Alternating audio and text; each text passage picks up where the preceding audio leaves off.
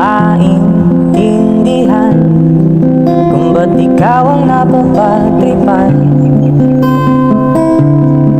ng halik ng kamalasan.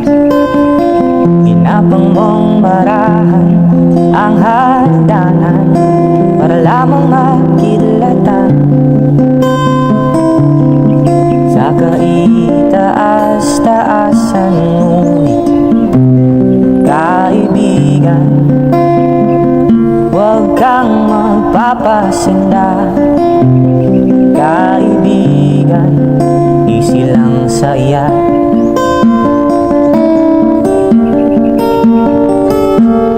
Dahil wala ring mangyayari, tayo'y walang mapapala.